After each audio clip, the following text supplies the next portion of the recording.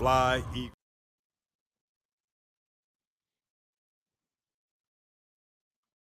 Fly, Eagles, fly. On the road to victory. Fight, Eagles, fight. Score a touchdown. 1, 2, 3. Hit them low, hit them high, and watch our Eagles fly. Fly, Eagles, fly. On the road to victory. E-A-G-L-E-S. Eagles.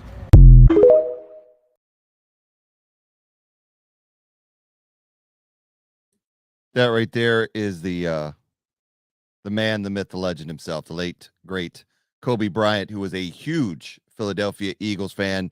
And that's how we start this episode of the Where Eagles Dare podcast off with probably one of the greatest Eagles fans of all times. The man lived and died for the Eagles. And coming into this Super Bowl, I just had to think about what Kobe would be doing right now if he were around, because this video that we have from the last Super Bowl with him holding his child as the final play played out and he was freaking out is just it's just a masterpiece, and it brings a tear to the eye when you think about it.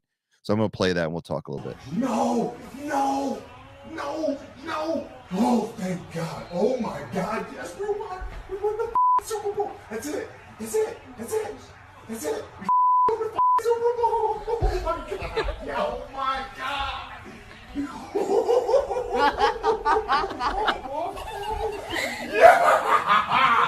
Yes.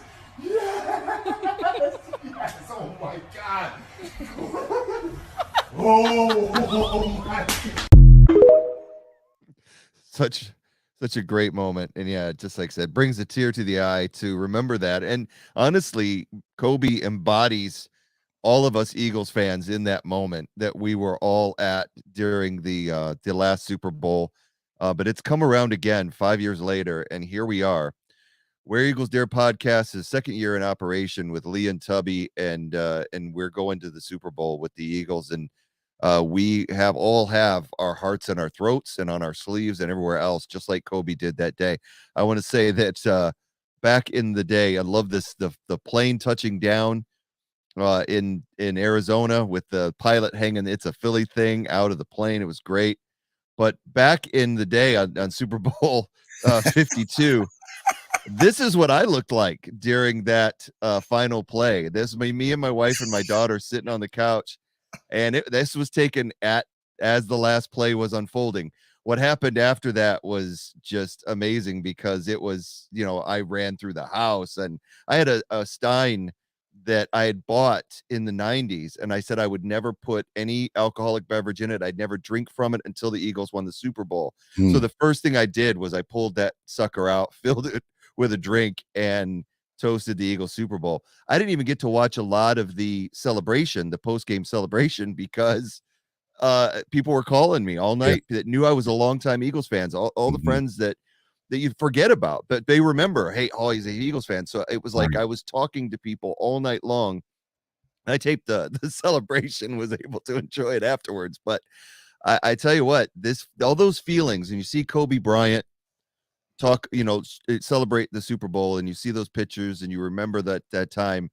It could all happen again on Sunday. It brings all those memories back, and it is an unbelievable feeling to know your team's got a chance at a championship, because these things are hard to win. They are not easy. I mean, if you're Tom Brady, you've won a bunch of them, but even them, his Super Bowls were very difficult to win. They just happened to be in a division that was weak, and they were exploited, and they have a great coach, a great system. But outside of the Brady Patriots, man, you ask any other team, especially in the last 30 years, how hard it is to get to this game. And this is the Eagles' second Super Bowl in 5 years. And I have been trying to calm myself down. My shoulders are so tight the last couple of days. The anxiety is building up, and 2-week wait is driving me mad, waiting for this game. And I can only imagine what the Eagles and Chiefs are going through right now, because it's just it's a nutty environment. So how are you feeling in your household as far as getting ready for this game? Oh man, just as nervous as ever, man. I feel like I'm getting ready to play the Super Bowl. And that 2 weeks off, when it's your team, that 2 weeks feels like forever. When it's not your team, it's just like around the corner. It's like, sometimes you forget about the Pro Bowl and you just, think Super Bowl the whole time. But yeah, man, this whole week has been just on pins and needles. You see all the predictions out there, and you hear this, you hear that, you see the interviews, you see the players, arriving, getting loose, and having their first practice, and just seeing the team go through the motions, and just that realization hits you. It's like, man, like the Eagles are playing in the Super Bowl, man. Here they are at media day. Here they are at the entrance of media day, and wow, they're serious. There's the gang. Our Eagles are right there. I thought it was hilarious when I seen Mahomes and Hurts up there like it was a prize fight. It was like it was Ali Frazier. Yeah, they had him sitting there like it was a ring or something, like not like a typical press conference type of style, but I thought it was pretty informal. But yeah, man, pretty excited for the game.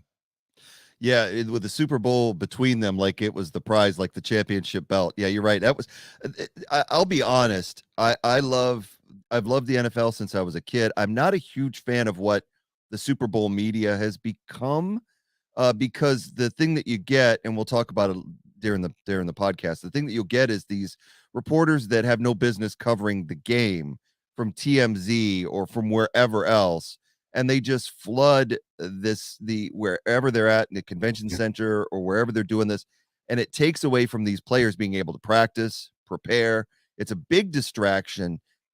I wouldn't mind it if they just did Monday, did a Monday thing where it's just you get access, but it's every day. Right. They go to practice and then they have to turn around and go do more media, and you get everybody. A lot of people don't even belong there. Some of the questions that they're asking, like the dude asked Nick Sirianni, which one of the Eagles would you let your daughter date?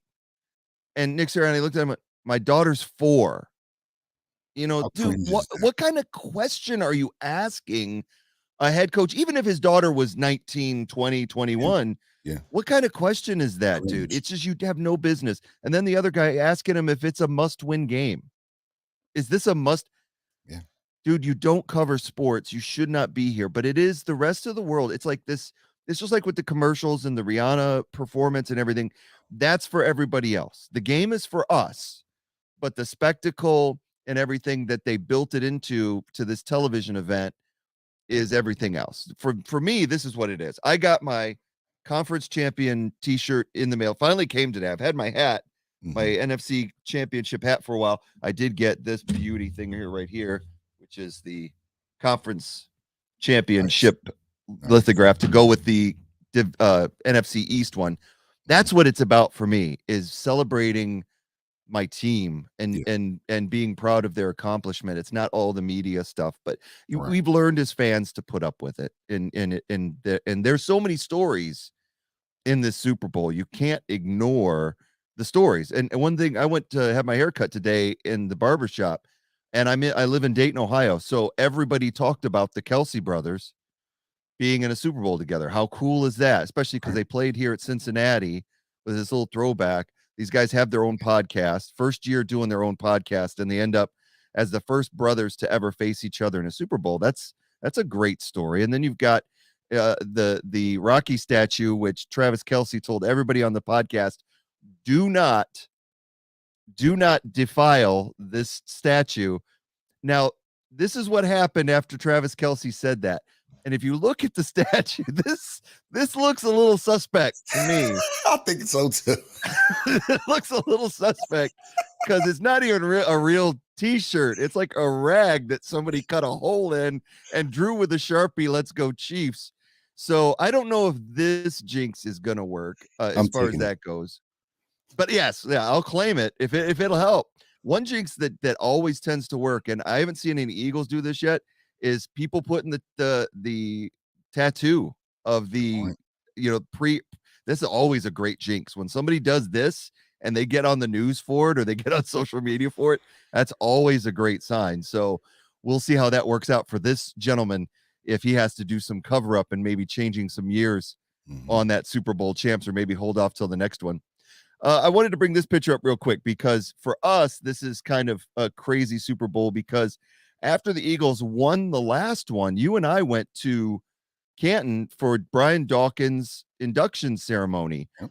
And it was you. It was all you, because we had our dinner. We met a bunch of people, the just so many Hall of Famers at the dinner and everything. And then after the gold jacket ceremony, we went down to the floor, and they were Eagles were everywhere, and celebrities everywhere. And we were told our bus was going to leave, and you were like, screw the bus. We are going to go and talk to these Eagles. And I was like, I'm with you, man. The worst they can do is throw us out. We had credentials. Right. So we wandered around to the Eagles table, and we got to meet a ton of guys there. Hugh Douglas, Ike Reese, got some pictures with those guys. And then Big Red. I mean, Andy was very gracious to take a photo with us. And this is the photo that we took. And we were at the time, we were wishing him luck on the next season. Right. And it worked out for Andy. He ended up getting his first Super Bowl. All that being said, I'm not rooting for Andy this time around. We love Andy Reid here in Philadelphia, but he's made a significant step. I mean, he's first ballot Hall of Famer at this point right now, but he is the first head coach in history to win 10 playoff games with two different franchises. Wow. Which is just amazing to me, the things that Andy Reid has done in this league. Great coach of the Eagles. When he left, it was the right thing at the right time, and he's turned this team into a winner. Of course, it helps having a guy like Mahomes there too, but Andy, a class act. I did like this during the media day when he went up to all the former Eagles players and he tugged on Jason Kelce's beard and was messing with him. And honestly, that's the one thing about this Super Bowl that makes it really kind of special, is that there is this feeling of, I don't have a hatred for that team across the aisle. I don't have a team. I normally like the Cowboys. We play them in the playoffs. When we played the 49ers a couple weeks ago, you had this animosity built up, but I don't have an animosity. I don't want to lose to the Chiefs, but I have no ill feelings toward them because of Travis Kelce, because of Andy Reid, because of Pat Mahomes. It makes it really hard to hate these guys. I'm sure when the game starts, I'll be a little bit more frustrated, but as it is right now, I'm pretty excited for this. Absolutely, man. I mean, it's the Super Bowl, man. I mean, it's the Super Bowl. A lot covered there, man.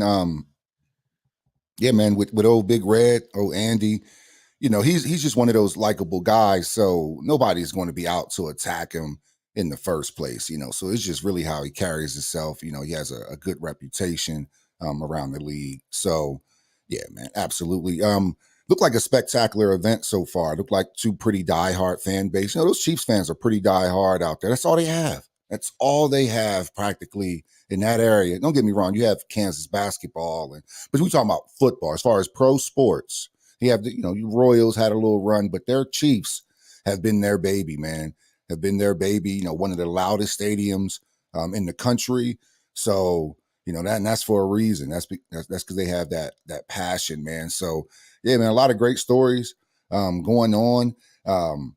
Man, a lot of Patrick Mahomes attention. A lot. Oh, yeah. A lot. Yeah. But he deserves it as well, too, because, he's with Brady retiring, it's like, the torch has been passed to Mahomes. Like he's the new number one in the league. Like, as soon as Brady retires, so you can see the media kind of switching and kind of, like a little coronation. Hey, you're back in your third Super Bowl.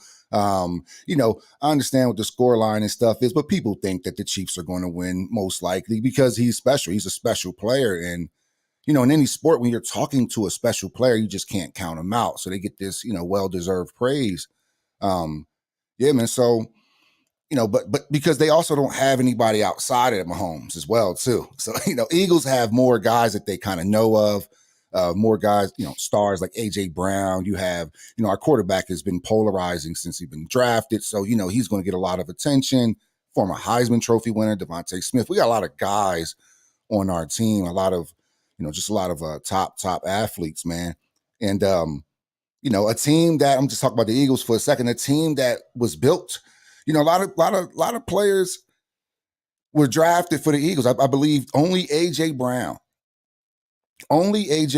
was not drafted on this starting 11. On that starting 11. So ours is built, not bought, is the point. that'll make it. Oh, you have, here you go. You have that Way stat ahead of right you. there. I got this. You know, Yeah. it's been, because a lot of people they'll throw little jabs at the Eagles, go like, oh, you guys kind of bought, your offense is this, your offense is that. And it's like, these were the same guys that were here. They've been here. They've been here. Only new guy is one person that is new in this lineup. It's AJ Brown. The rest of the guys have been on this staff. A lot of these guys are in high draft, with the exception of Lane Johnson. We got him, number 4 overall. But the rest of these guys are get it out the mud type of guys. We got Maya Lotta, talking about bought. Maya Lotta didn't even play football before the Eagles got a hold of him. What are you talking about? Like, who knew who Dallas Goedert was before he came to the Eagles? I mean, but you know what I'm saying? Before he was drafted by the Eagles. Come on, man. This guy wasn't a NCAA household name, Yep. So, yeah, man, the Eagles have done well. And this is a shout out to Howie for really putting together a squad. Now defense, that's a different story. We've done a lot of things very strategic. Yes. But on the defensive side, yeah, man, absolutely. He's made some fantastic pickups. But even the guys that we've drafted have still, played well for us. And one thing I will note before I pass it back to you, man, if you look at this, none of these players are in this year's draft that we drafted. Right. Our Jordan Davis, right? Who do we get in that second round? Cam Jergy, and then our linebacker from Georgia. None of these guys even really touched the field. That Jordan Davis did, but that just lets you know we're still building. We have guys behind guys, right? And they're learning, man. So even when these guys go on, you'll see Jurgensen in there, and he'll still have draft next to him. So exactly. We're working hard, man, and yeah, man, really excited. This team that Howie was able to put together. Well, so to piggyback on it, like you said, Reed Blankenship's not on this list because he's a backup, but he started a lot of the season. Josiah Scott was another one who we drafted or undrafted free agent, one of the two. Somebody that we picked up and played a lot this year due to injury. But if you look at the defensive team, like I said, bringing in Hargrave from Pittsburgh was brilliant. Bringing in Reddick, Hargrave's been there a little while. Reddick's first year with us. Kazir White was a good pickup. Kazir White's not had a brilliant year, but he's had an adequate year at that spot. And of course, we've had Slay for a while. Bradbury was just dumped by the Giants, so that was a steal. So again, it was Howie being Howie. Another one, Gardner Johnson, who was unwanted in New Orleans. So this defense, what I think, even though they're not all through the draft and the offense is, except for AJ, I think what makes this defense so unique and so tough is that they're like the Isle of Misfit Toys. There was so many of these guys that are cast-offs of their prior team that weren't valued by their prior team, like Bradbury, Reddick, and Gardner Johnson. And so they've united on this Eagle squad. You can't disallow the Chief starters as well. On their defense, they only have 2 guys that were not in the draft, so that's significant. But their defense isn't as a standout as the Eagles are. Let's face it, they're a decent defense, but they're not as a big standout. They've put their emphasis on bringing in these starters by bringing in Juju Smith-Schuster, Valdez Scantling from Green Bay, Kadarius Toney. They brought those receivers in after losing Tyreek Hill to kind of build them up, and get them some weapons for Mahomes. And that's clearly what they did. So these guys, they're a great team, but yeah, like you said, Eagles, especially their offense is built through the draft. So it's amazing. Before we get into the game breakdown and looking at the stats of the game, because this is where it gets serious. Do the Eagles have a chance to win this game? Well, we know they do. But how are they going to win this game? And looking at the tail of the tape, the first thing we really have to look at before we get into that is who's refereeing the game. Because to be honest with you, this is always a big deal. Now, the significance is Carl Cheffers is going to be the head referee. The Eagles are 6-8 when Carl Cheffers is a referee. Kansas City is 16-7. The only caveat I can give you on this, and a little warning, is that's Carl Cheffers' crew. This crew is not Cheffers' regular crew. So you never really know how this is going to pan out. So you've got 4 referees or 4 umpires with Super Bowl experience. And that's a good thing. You've got Roy Ellison's the umpire, a line judge, Jeff Bergman, the side judge, Eugene Hall, and the back judge, Dino Paganelli. all have Super Bowl experience, multiple Super Bowl experience. So my only hope is that them and Jeffers, who has 2 Super Bowls under his belt, this will all be their 3rd Super Bowl that they've officiated. I have to go back and look at these to see. He did officiate 51, which was the big comeback by the Patriots over the Falcons, but prior to the Eagles Super Bowl. But the umpire that we had did the Eagles last Super Bowl, Roy Ellison. So we'll see. We'll see. Okay. I don't like that 6 and 8 when Carl Jeffers is a referee, but sometimes the head referee is just out there calling it. It's not the one throwing the flags. My hope is that the Eagles will be able to have a game with not a lot of flags thrown anyway, because these different crews, they throw flags at everything. In the playoffs, they tend to let them play a little bit more. It means you don't get a lot of holding calls or pass interference calls, but you have to play through that. So let's get into the statistical breakdown of the game, because when I look at this, it's very, very even, and it's spooky even. So we've got the league rankings for the Eagles and the Chiefs. The Eagles are 3rd in points scored per game at 28.1. The Chiefs 29 points a game. They lead the league. Points allowed per game, the Eagles are 7th in the league at 20.2. The Chiefs 16th in the league at 21.7. Slight advantage there. Yards per game, 1st and 3rd again. The Eagles with 389 a game and the Chiefs with 413. Passing yards per game, the Chiefs, of course, with Patrick Mahomes, 297 yards a game they average, which is just sick. 1st in the league. The Eagles 241, 9th in the league. The rushing yards per game, this is a big advantage for the Eagles, is the rushing game.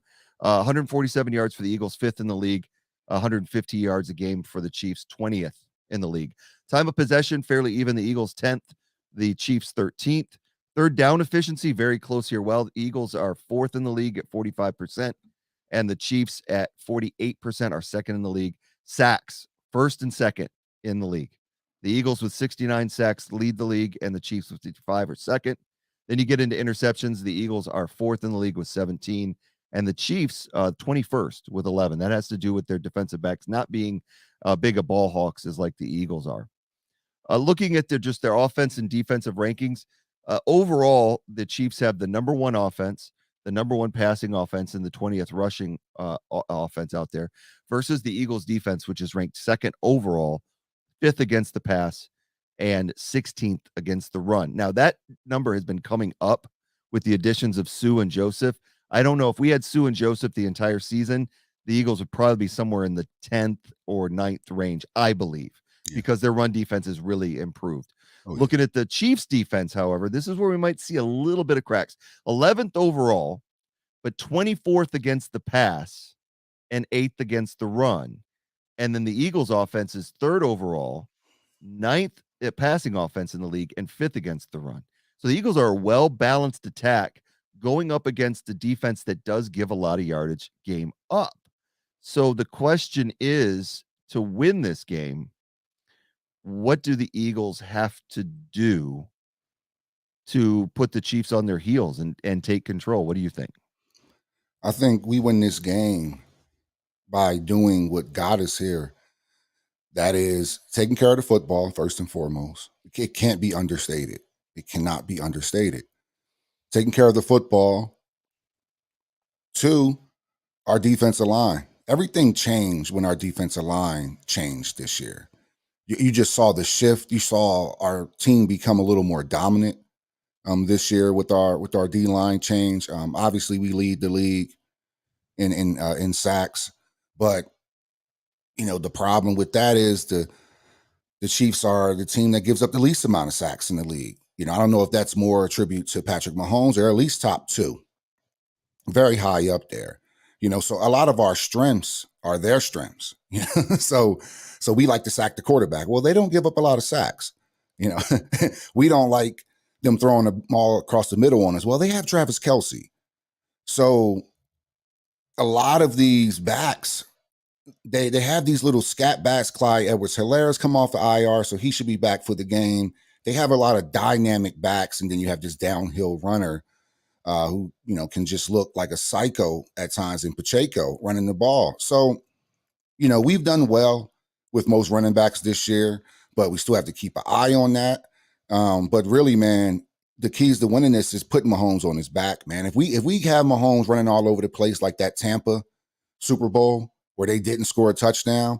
Basically, if we can have the Tampa philosophy, having running around, making mistakes, then and then tackling well, I think we should be okay, man. I think the Kansas City Chiefs just have everything that is our weakness again. A top passer. We make mediocre quarterbacks look great.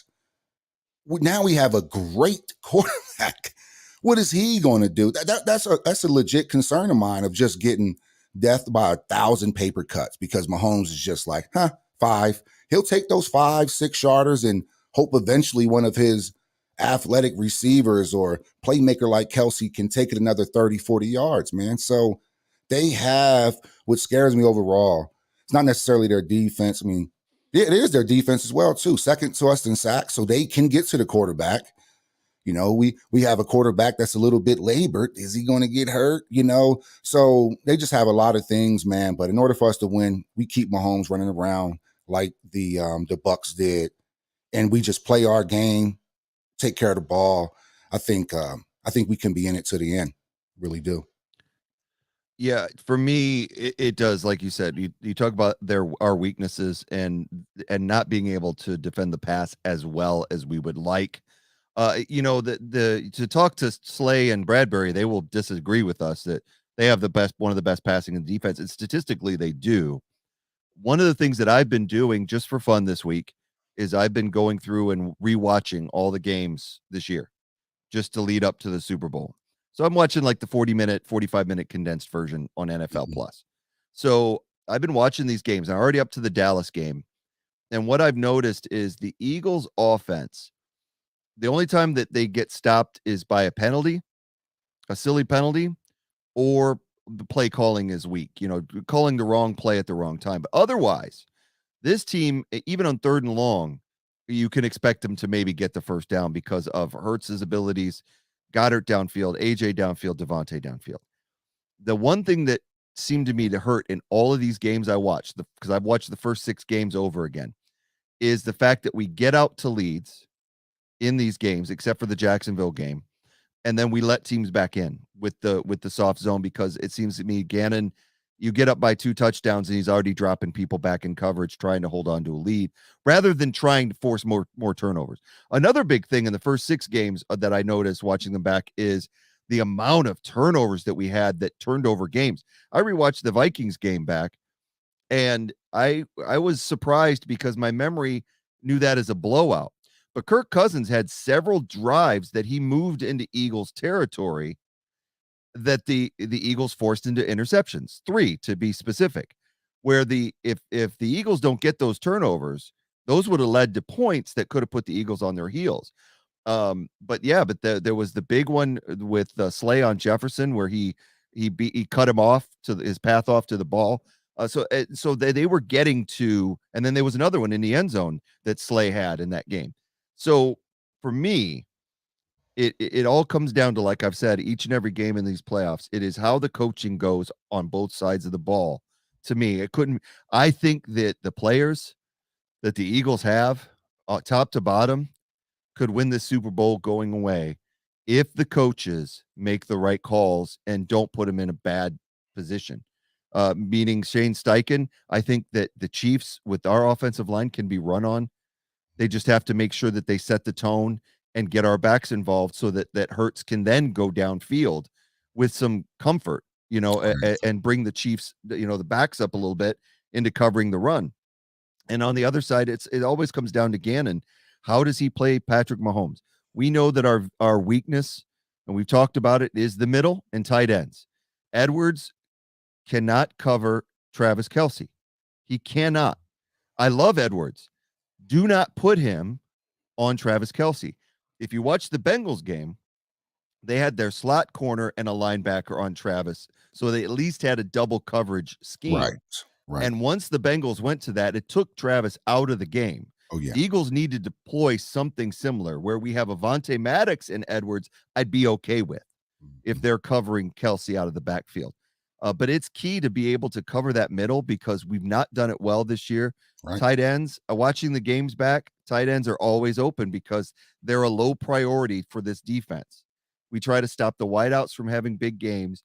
but those underneath throws to running backs that lead to big gains and the plays to the tight ends are tough. And so that's what the Chiefs do well. Like you said, plays to Kelsey will kill us. And the other one that I'm really scared of in this game is Pacheco, Isaiah Pacheco. This is a guy that didn't really start until midway through the season when Edwards-Helaire got banged up. They wouldn't put him in there, but once he got a spot, he's electrifying. He has over almost 900 yards rushing, and he wasn't a starter until midway through the season. Right. That's a lot of yards for this kid, and he runs angry. Yeah. And one of the things that they do is the passes to him out of the backfield tend to go for big gains. So he's somebody I would put a star next to. I'd be like, you got to stop him and you got to stop Kelsey.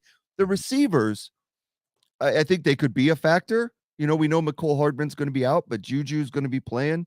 And you know that Kadarius Toney's going to be playing. So we know that they're going to have receivers out there. But I do trust our corners to be able to play decent enough on them to limit their gains and to maybe force Mahomes into interceptions. But it's that other part. It's that intangible over the middle to the tight end, to the backs that kill me. So yeah, that's my biggest concern. I think offense and defensively, we've got the players that can win this. And I think we've got players that could win this big, but they have to be put in the right position. And we're going to find out on Sunday. Yeah, man. You know, they say, you know, when I was looking at this game, think about like other Super Bowls. You know, the one that came to mind was that 2013 Super Bowl where you have where you have Peyton Manning, you know, against the Seattle Seahawks, right? You know, they just get Peyton Manning out there. And the reason why this year was significant, the reason why I'm bringing it up is because, you know, how high powered the Chiefs offense is. Just to put it, you know, give you a little reference. I think about the fourth game of the season, the Eagles played the Broncos, and the Broncos put up 52 points on the Eagles. And I remember Peyton Manning all cheekily saying, Thunder's going to need an IV or something like that. He's been running all day. And I was just like, man. But then the next week, they put up 51 against the Cowboys. That's 103 points in 2 weeks. Then they put up 51 points against the Titans. Rolling, get all the way to the Super Bowl, 8 points in the Super Bowl. They don't even score until there was triple zeros on the third quarter clock. They didn't even get on the board until basically the start of the fourth quarter. If you can have the greatest regular season of your life, man, but this game is something different about this game. This is the Super Bowl, and it's different. We're talking about one of the greatest passers of all times, who had Demaryius Thomas, all pro at that time. And Demaryius Thomas was no slouch. He was like our A.J. Brown, RIP to Demaryius Thomas. But, he was one of the reasons why, they did their thing. He was the reason why Tebow was able to beat the Steelers on that. Remember that play? But anyway, yeah. So I bring that up because they pounded the Eagles that year and went on and put 8 points up in the Super Bowl with somebody who is synonymous with passing and Peyton Manning, man. So there's more than one way to win the game. Is our Jalen Hurts that Russell Wilson? Has that Russell Wilson vibe to it, still in that rookie contract, has these monsters around him and can get it done, man. And I can only hope, man, he has that Peyton Manning in 2013 performance where it just falls apart somehow, some way. That's just my only little hope, man. Yeah, I'm right there with you. Man, history, but we can beat them. I think with the Hurts thing is I really want him, because he hasn't had to throw for a lot of yards in these playoffs. I mean, with the Eagles have run the ball extremely well, the 200+ yards against the Giants. And then we know what happened in San Francisco that they're still salty about when we just ran the ball down their throat. So I expect more of that in this game. But I think to win this game, Jalen's going to have to be put up some passing yards. Maybe not 300. You just want to play well. Yeah, maybe not 300. You just want to play well. Because to me, when I hear passing, I think Mahomes gets back on the field. I think as long as Mahomes can stay on the sideline, and how do you keep a quarterback on the sideline? Keeping the clock running. So, and that just so happens to be something that we do really, really well when we can. I do think he's definitely going to have to throw it through the air for sure, because how fast the Chiefs can score. So every drive is not going to be able to be these methodical pound you out drives, but we also can score, pretty quickly as well too. We were putting up some pretty impressive second quarters, all year where we can really explode on the team. But yeah, man, absolutely. Hurts is definitely, I just don't put a number. He's going to have to, he's going to have to pass efficiently. The numbers, that could be here or there. That's all determined on field position. He has to pass efficiently. Right. And as long as he passes efficiently, they are in trouble. If Hurts comes out here and passes the ball, they are in trouble. That's the worst case. That's the worst nightmare for Kansas City Chiefs is to Hurts to lead that game up 70% or something on passing. Oh, that's a bad day for the Chiefs, man. Well, what's interesting about the Eagles' offensive weapons, if you watch them all season, is they've got a three-headed monster in Goddard, Smith, and Brown. And watching these games back, one of the things that I want to see in this game is what they were doing early on in the season with AJ, lining him up in the slot and then sending him on slants.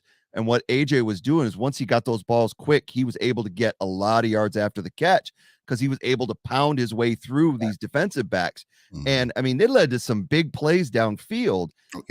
And I think the same thing with Goddard. One of the things Goddard does is on those tight end screens where it doesn't matter if it's even covered. As soon as the ball's in Goddard's hands, he's like a Brahma bull. He just gets the steam running, and he will go for 10 to 15 yards or more. And of course, we know what Devontae Smith can do because he makes clutch catches. So I want to see the players shine in the Super Bowl and do their thing, whether those are 5 to 10 yard receptions to keep drives going, like you said, whether it's Boston Scott, Gainwell, or Miles Sanders doing their thing in the backfield. I think the offensive line can do that. I think they can protect Jalen against his team. They are going to have Frank Clark coming in, who is one of the big ones, and Chris Jones coming in. Those are two guys you got to watch out for, but big time. But I think that the D-line can hold. We got all 5 starters relatively healthy. Lane's still dealing with the injury, but he's definitely going to play. We've got great, adequate backups if any of them goes down, which is something we haven't had in the past. So it does, when you look at that on the offensive side of the ball, it does all go back to the defense. Does this defense, is Mahomes still gimpy? Can Reddick, I one of the things I saw today that really made me smile was they had Chris Long has got his podcast out, and he was at media day talking to the different players, and he talked to Sweaty and Hassan Reddick, and he said to Sweaty, he said, everybody knows your name now. You're a star now. And Josh Sweat looked at him. He said, nope, one more game they will, though. One more game they will. And so to me, is this the day that Sweat and Reddick meet at Mahomes? You know, because we can't let them get out of that pocket. But man, if they meet at Mahomes and take him down, that the Eagles can really, really force some mistakes, because that's what the Eagles have done all year. Brandon Graham with those double-digit sacks, Fletcher Cox, Hargrave, and Reddick and Sweat, they've not just sacked the quarterback and forced fumbles. They've caused interceptions with their disruption, with their pressure. And that's what I want to see Mahomes feel on that defensive side of the ball. So it's be regardless of defensive scheme that Gannon's running. If that front 5 can force Mahomes into mistakes, I think if the Eagles can get at least 2 interceptions from Mahomes, it's going to be their game. And that's not an impossible feat. Speaking of Mahomes, and this is one of the other reasons why I didn't want to put this particular stats on Jalen, but just more of like efficient, stuff like that, because efficiency can cover anything. Patrick Mahomes, the one, people say, top 5 of all time. Some people say top 2. Patrick Mahomes in the Super Bowl, passer rating on average, passer rating of 64 on average, 556 yards. It means he averaged about 275 a game, 2 touchdowns, 4 interceptions. He has a 2-to-1 touchdown to interception ratio. And we're talking about one of the greatest of all time. Yeah. That's why I don't want to put that unnecessary pressure or the numbers on Jalen's, because history doesn't tell you that that's what's necessary to win a good game. But you do have to be efficient. You can't, but even in the game that they won, when they beat San Fran in that comeback, they stunk it up against San Fran. And remember, they stunk it up against Houston. Remember that first half against Houston? Deshaun Watson, they came out and jumped on them. They were down like 21-0. And that Mahomes magic. But this is how your legend builds. So even in the game they won, 2 picks, 2 interceptions, 286, so they needed that comeback. And you have Damian Williams, not even Mahomes, Damian Williams icing the game with that long touchdown at the end, which is that running game. But they got back in that game due to Mahomes for sure. Yeah. But it shows that balance, man. And then when he isn't playing well at all, you see the results against the Tampa game.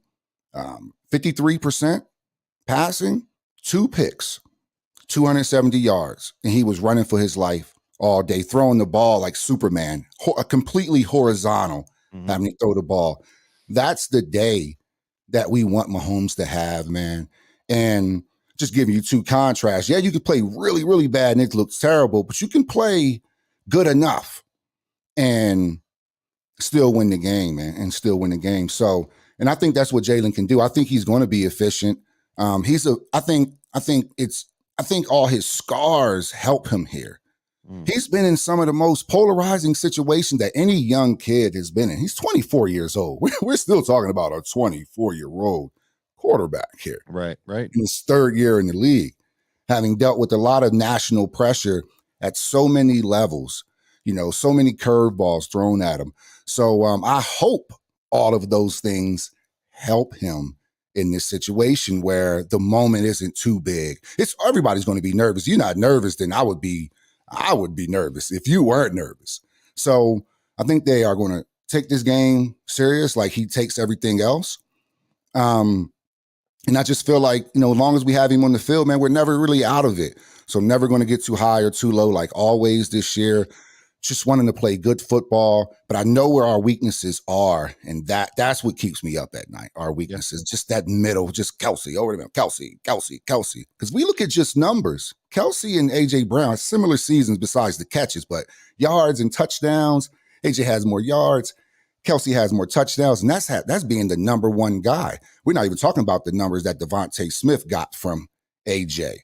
So, and Dallas Goedert, our tight end in itself, is still an exceptional tight end. So, yeah, man, we have the pieces, but they are ultra dangerous. But Mahomes is not perfect, man. He's not perfect. And, yeah, man, we need him to be not perfect again on Sunday. Yeah, I agree. I agree with everything you said. It is going to be a challenge, but I think this game could go a multiple different ways depending on how it gets started and the Eagles' game plan. Like you said, if we can get flush Mahomes, but take away his outlets in Kelsey and Pacheco, then I think the Eagles have a really good shot. And it really, to me, it comes down to how Gannon plays this defense. He wants to prove that he is the best defensive coordinator out there. He's taken a lot of flack, and a lot of people are saying they don't know why, because of his defense being one of the top ranked. And the reason it is because of the soft zone coverage. But if he runs that and it works as far as the disguising the coverage, then so be it. Yeah. So, one of the things that I think that is still fuel to the fire that I'm kind of enjoying, because I know the Eagles are 1.5 point favorites, which is silly to me. I think with so. everybody. I'm glad you said it, because I was thinking the same thing. But anyway, sorry. Everybody's talking about the Chiefs. Everybody thinks they're going to win, and yet the Eagles are 1.5 point favorites. I'm like, who does that? And it just seems like an odd thing, 'cause they prefer to be the underdogs. But what I do love is the criticism that the Eagles have been hearing from the media and from teams that they've played. We had the Giants coming out, Love, the player for the Giants, saying that the Nick Sirianni doesn't deserve Coach of the Year, be nominated because the team runs itself, and he won like the Fox Coach of the Year or whatever, which is not the real one. The real honors are Thursday night at 9. So whatever. And again, so he comes out and says that, but yet everybody else says that Jalen Hurts is a system quarterback. So you can't have it both ways. And then you get other Giant players that are salty, but the ones who are really the most salty, because the Giants really have no excuses. They just got beat down. So they can say all they want. It doesn't matter. The thing that is like the really salty ones are the 49ers right now. And I've never seen anything like this in my life, other than the Dez didn't catch it ball. That's the only one I've seen that even comes close to what the 49ers players are doing. Brandon Ayuk saying that, that if I were going to bet on this game, I would take everything I own, get it in cash, and put my money on the Chiefs, because what he said was that he knew what the Eagles could do against the pass, and they were going to exploit that, and they were going to expose the Eagles, but they never got a chance because their quarterback got injured. And then you had this week, just a day or so ago, Christian McCaffrey saying the NFC Championship game was stolen, and that he hopes both teams lose because it was unfair for them to not have a quarterback. I have never seen a team come out and whine like this about it. And I love that the Eagles are getting to hear this, because that just means that they have more to prove, because the only way to shut guys up like Ayuk and McCaffrey Oh is man. by going out there and winning it all and shoving it right up their ass, because this kind of stuff is ridiculous to me. Absolutely. Yeah, It's like got a people little have said, joke on that. so I But have one thing to say about this other than the fact that their quarterbacks, you only had two of them, and you knew who you had as the backup to Purdy, and you went into that game knowing you had it. And I said it last week. They didn't get hurt falling off the bus. They didn't get hurt falling out, running from the tunnel. They didn't get hurt falling off the bench. They got hurt in the game. But here's why I think teams like, and this is all I'm going to say about it, because I'm done with these guys after this, because it occurred to me. The reason teams like the Giants and more so the 49ers and the Cowboys and others are salty, to me, that they're really, really offended and hurt, is because the media told them how great they were. yeah, The media told the 49ers they were the best team in football, and it was all but a lock that they were going to the Super Bowl. They told the Cowboys, you were the best team. Don't worry about the records. You're the best team in the NFC East. It's all going to shake out. You're going to win the division, and then you're going to play the 49ers in the NFC Championship game, and the best team's going to win, and they're going to go to the Super Bowl. And they believed it. I believe their fans believed it. I believe of the Cowboys and 49ers, and I believe especially the 49ers believed the hype. When you look at their schedule, however, because people want to talk about the Eagles schedule, the 49ers had the 25th ranked schedule in the league. Everybody says, well, the Eagles only beat the Giants and a broken down quarterback to get to the Super Bowl. The 49ers only beat the Seahawks. Now, granted, Geno had a decent year and was able to do something, but Giants, Seahawks, they're about the same. They're no different. good point. And they broke Tony Pollard's leg to get to the NFC Championship game. If Tony Pollard plays that game against the 49ers, I don't know if the 49ers win that game. So they're sitting there whining about, oh, the Eagles haven't had it, they've had it easy. And I'm like, you guys are hypocrites. But the reason they're hypocrites is because they were told this was their year. It's like the Cowboys every year. The Cowboys fans aren't as obnoxious as they seem. The reason they're obnoxious is because they watch too much sports media, and they're told every year, this is your year. Yeah. This is it. And they go in there believing it. They become insufferable. And then when they lose, they punch their TVs and they run over their TVs and they burn their jerseys. The Eagles fans, you could say whatever you want about them. The Eagles fans do not do that crap. Right. First of all, because they're blue collar and jerseys cost a hell of a lot of money. Right. I don't know what they're making in Dallas to be able to run over TVs, punch TVs, and burn jerseys. Oil money. Exactly. But that's the thing, is they start believing their own press. Oh yeah. And then when they lose and a team like the Eagles, who they can't stand, go in their place, it's devastating and it's earth-shattering to them. So that's come up during this thing. And so the reason I bring it up is because I do think the Eagles are hearing that this week. How can you not? They're there in Super Bowl Media Day. And I think it's something that gives, I'm always looking for an edge, what is going to give the Eagles that bite? What does Kansas City have to give them that bite? The Eagles aren't giving them anything. The Eagles are very respectful. They're not talking trash. Even Darius Slay and Brendan Graham are not saying anything too crazy. So what team's going to get fired up and by what? It makes a big difference. Yeah, man. I mean, both of these teams, luckily, are led by, they have pretty good captains as their leaders. They have good teammates all across the board. So I expect both teams, man, fan bases to the side. I think both of these squads are going to be well fired up for this game. Well fired up. I agree. We talked about the Eagle, all the stats and everything about these two quarterbacks. One of the things that was really interesting, and I'm sure you've seen this, is that this crazy stat line here. The Chiefs record this year, 16-3. The Eagles 16-3. The Chiefs 546 points scored. The Eagles 546 points scored. The Chiefs 6 All-Pros, including a Kelsey brother and their quarterback. And the Eagles the same, 6 All-Pros, Kelsey brother and their quarterback. AFC's number 1 seed and the NFC's number 1 seed. So truly, after all is said and done, no matter what the 49ers want to say, no matter what anybody wants to say, the the Eagles and the Chiefs are the two number one seeds. They deserve to be in the spotlight, and God bless them. This is, of course, the quote so far of the Super Bowl media day for me. Jalen Hurts was asked about what was his best play of the season, and he said the season's not over. And that's, to me, that's going to be on a bunch of T-shirts if they win this Super Bowl, because that epitomizes Jalen Hurts. And I think everybody's been talking about that, is that, Mahomes, for all his talent, for all his raw ability and the ability to make plays, Jalen has come into this season, and it can't be said enough of how he carries himself and how these players look to him to say the right things. Darius Slay was making fun of it the other day, but he meant it in with respect. All the things that Jalen says to them over and over again, and you've got, look at this guy going back just 4 years after being benched in the national title game. Jalen Hurts is starting in the Super Bowl, and that's perseverance. I mean, and Alabama's still trying to claim this guy now after they let him go. I love all the Bama stuff, but man, Jalen, no matter what happens in this outcome now, if the Eagles lose, I'll be disappointed. The only thing I'll be really, really disappointed if Jalen Hurts plays poorly. I'll feel bad for him, because I know that's not who he is. Yeah. And I want to see him play well. I really, really do.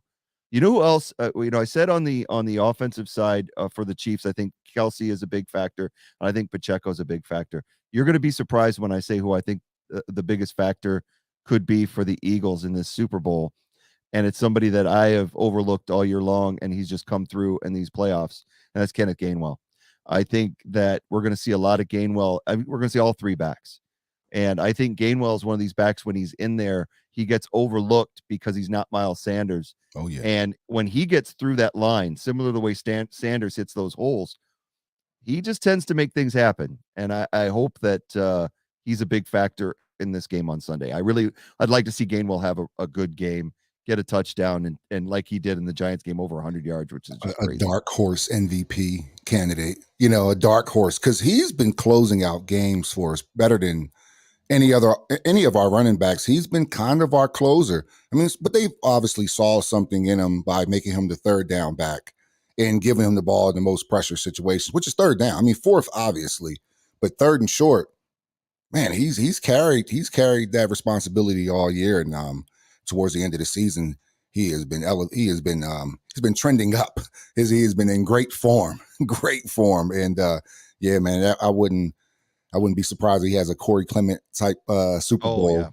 Yeah. Just making one play, those special moments that you don't expect the Corey Clement to be a big factor. But that catch, man, with the switching arms was iconic and just memorable, and a hell of a play, man. A lot of Eagles players made big plays. Jeffries, Ertz, Philly, big Tom Brady dropping the ball, big plays. Yeah, big plays. All things just big plays, man. Yeah. Man, what a day. I think Slay is due for a day. I think Slay is due. You notice, man, Slay didn't get the honors that people thought he would. Bradbury did, man, because you look at those numbers.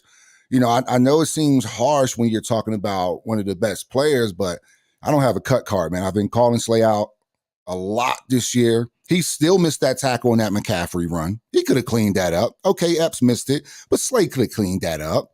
That was a piss poor tackle, piss poor tempo McCaffrey, so he hasn't been in good form, man. So I just hope he just has a special day for us, man, because he's due. I think he's due. And I think Jalen's due for a blow-up game, too, because he's been kind of, the Eagles haven't needed him to have an explosive game. Against the Bears, he toughed it out and did what was necessary.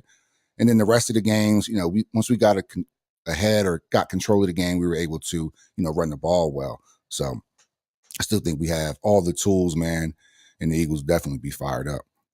Well, I will say right here that I, for one, was not a fan of Gainwell coming in on third down, because I'm a big Miles Sanders guy, but I think that the way they've managed it, I think that just about, any back could run behind this line, but these guys are making it their mission to perform all three. And they performed great in the playoffs, and I expect them to perform great in the Super Bowl, I hope. One of the things is that was great to come out of this too is, speaking of the offensive line, Jeff Stoutland was signed to an extension We're keeping our unbelievable offensive line coach in Philly. It's just going to make a difference with guys like Cam Jurgens coming up and Driscoll and that we have to develop, because we may lose some guys next year. We may lose Dillard. We may lose Simala. Don't know. So we'll have to see how that goes. But I will say this: if all those out there, you're coming in the Super Bowl. I ran into a lot of people in Cincinnati after the Bengals lost.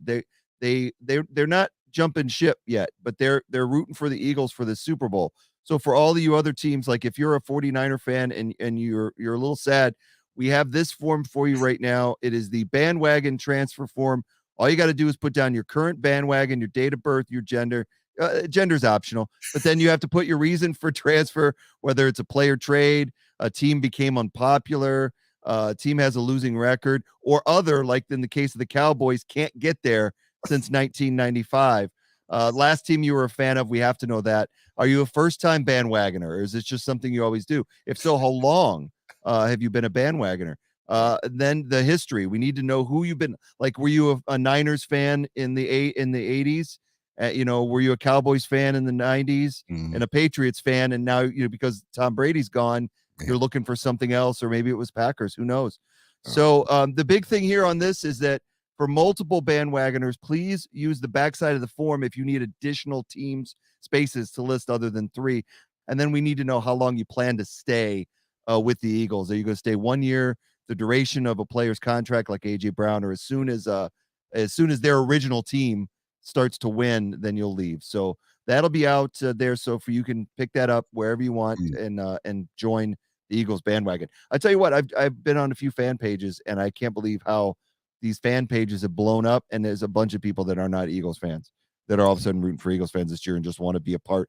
And that's how a lot of these people do. They don't watch the NFL regularly. Super Bowl comes around and then they pick a team and say that that's what they're going to do. But you and I, that's not the case. We've been, since birth, we have been Eagles fans, and we always will be, and in win or lose. And like I said, they lose this Super Bowl, I'm not going to be running over a TV.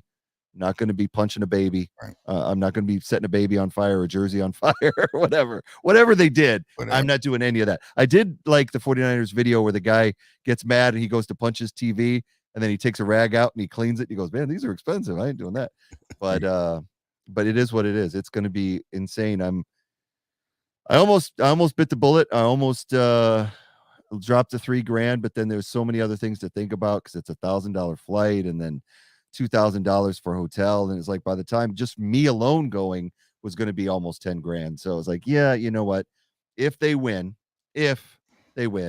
we will do our Super Bowl recap from Philly at the parade. We'll get some footage of the parade and incorporate that into the final podcast of the season, if the Eagles win and we feel pretty good. So as we come down to the end, what is your score prediction for this game? Do you venture a guess?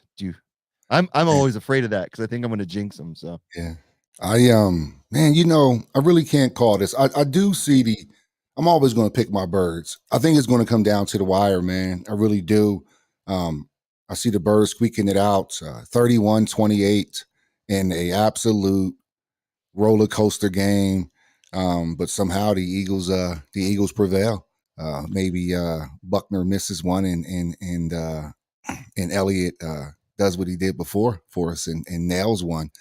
And we ride off into the sunset. And we back saying the Eagles anthem and everything. I may even fly to the parade. This was in my brain right now. I may even go, but it'll be a hard turnaround. But I think 31-28, man, birds. So I'm going to go with first of all, before I give my score, shout out to Elliott. We haven't mentioned him. I've been watching these games back and watching the Cowboys back, where he hit a 58-yarder in that game against the Cowboys, which was huge. He's been solid for us, so let's hope that continues. Got to give him a shout out. We don't give him enough credit. He's had games where it's been all him, 5 field goals. Right. The Eagles have put in position, and they've scored points because of Elliott. We hope that Siposs is back, because Kern has not played well in the playoffs. I think that he's been activated as far as the injuries go. We're looking pretty good on the injury front. Maddox is still dealing with the toe, but he's going to play.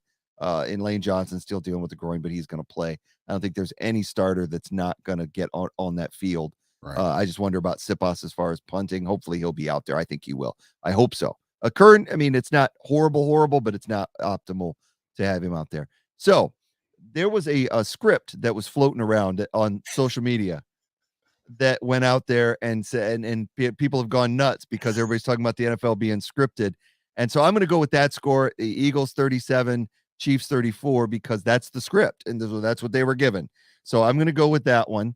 I really hope it's a blowout because my heart can't take it. I've really enjoyed the first 2 games of the playoffs where the Eagles, it was kind of over by halftime, so then I could just enjoy the rest of the day.